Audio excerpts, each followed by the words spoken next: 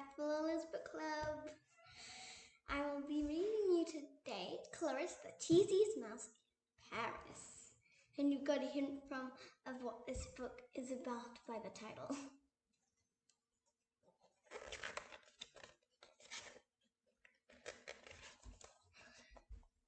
It was a marvelous day for our sweet little Claris as she sat on a train that was leaving from Paris. She was off to Versailles, the grand palace in France, to attend a great ball where she'd eat cheese and dance. Her whole family was coming, including the brat, and even Monsieur, their dapper French cat. He looked out and cried, "Why, we're almost there. Claris, what will you wear to this fancy affair?" Claris smiled. "I'm inspired by Carl and Coco. Do you think we have time for a quick fashion show?" First was Valentin, a strong silhouette. Then a gown most befitting Marat Antoinette. The two pieces were chic, but perfect for the dance floor. But then came her favorite, a striking dwarf. They arrived at Versailles with the glamorous crowd, the brat's temper full steam and louder than loud. She stomped in and demanded, "Let me eat cake!" which left me and my guests with a monstrous headache.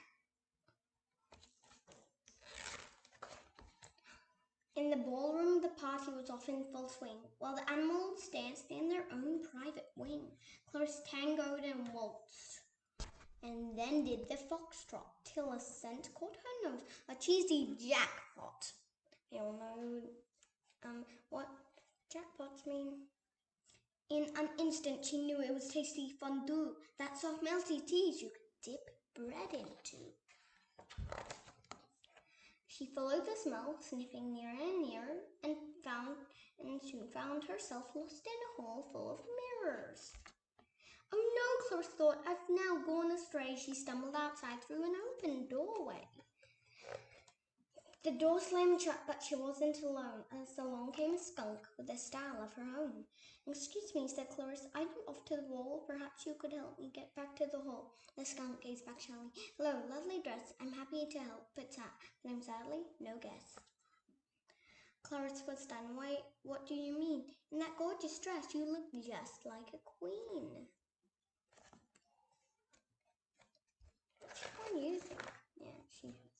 The skunk gave a blush. "I am simply too scared. I have 3 major fears and I just won't dare." Claris smiled and said, "Now you just take my paw. I'll help combine your fears, of that I am sure."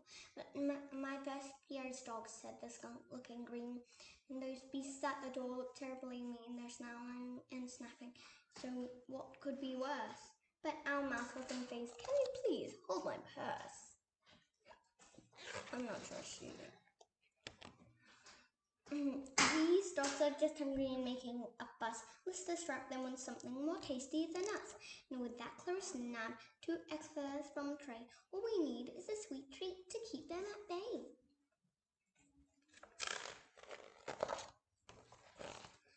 Claris was right. The dogs couldn't resist. The pink icing with whipped cream was clearly a list.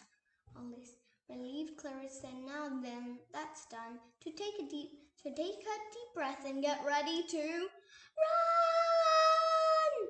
With giggles and shouts, the new friends dashed past. The dogs didn't chase them. They were happy at last. Oop, they're running.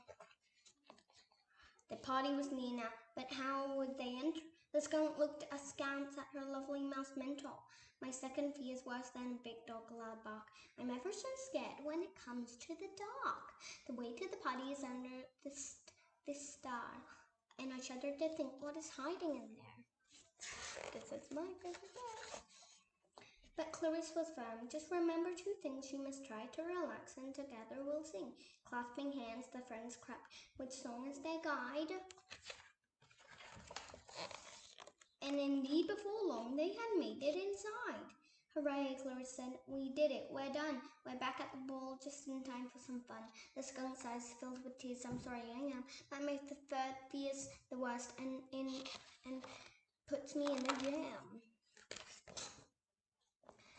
I'm scared no one will like me because I'm a skunk, but I cannot help having a terrible funk. Claris looked at her softly. You've got nothing but spunk. I'm delighted to meet such a wonderful skunk. You're brave and you're helpful and ever so sweet. So please come along. I've a friend you should meet. The skunk looked reluctant to face her doom, but bravely agreed to go into the room. The ballroom fell silent. You could hear a pin drop. The skunk gasped with fear and came to a stop. My goodness, and Mons were in absolute shock. Your look is wild and adventurous. You rock. What avant-garde clothes you and your style, so chic. I've never seen two like it's unique. The whole crowd was delighted. Everyone cheered.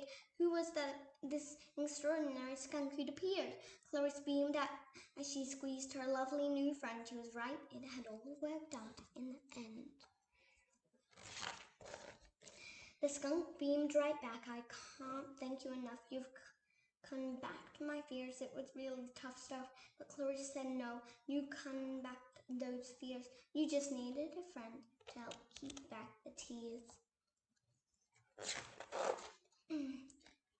Around them, the party was back in full swing, with everyone dancing and flinging their bling.